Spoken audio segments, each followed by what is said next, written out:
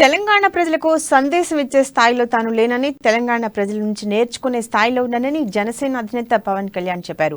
తెలంగాణ ప్రజల పోరాటాల నుంచి తాను స్ఫూర్తి పొందుతానని వివరించారు. తాను ఏపీలో చెప్పుతో కొడతాను అన్న మాటల వెనుక స్ఫూర్తి కలిగించింది తెలంగాణ గడ్డ అని పవన్ వెల్లడించారు. గతంలో బట్టలు తీసుకొడతా అన్నది కూడా తెలంగాణ గడ్డపైనే అని తెలిపారు.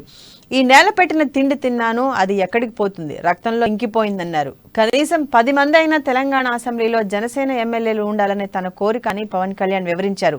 అయితే తెలంగాణలో తాము పరిమిత స్థాయిలోనే పోటీ చేస్తామని వెల్లడించారు. 7 నుంచి 14 స్థానాల్లో పోటీ చేసినా బలంగా పోటీ చేస్తామన్నారు. మంచి భావజాలం ఉన్న పార్టీలతోనే జనసేన పొత్తు ఉంటుందని పవన్ కళ్యాణ్ స్పష్టం చేశారు. అసలు రాజకీయ ప్రస్థానం మొదలుపెట్టిందే తెలంగాణ నేలలో మొదలుపెట్టారు. ఈ రోజుకి భీమరావు బాడ ఎందుకు మాట్లాడతానంటే, యూత్ వింగ్ ఇన్ఛార్జ్ తీసుకోగానే నాకు వచ్చిన మొదటి సమస్య ఇల్లు కూల్చేశారు. గత ఎన్ని దశాబ్దాలుగా ఇల్లు కూల్చేశారు.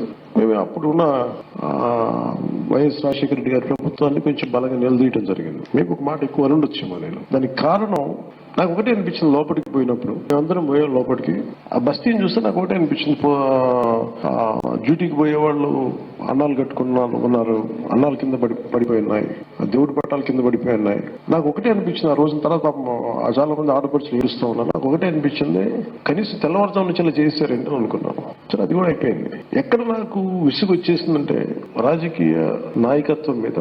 ఇప్పుడు కొంతమంది ఆంధ్రలో ఉన్నారు, కొంతమంది ఇక్కడ ఉన్నారు. వీళ్ళందరూ నాయకులు నాతో పాటు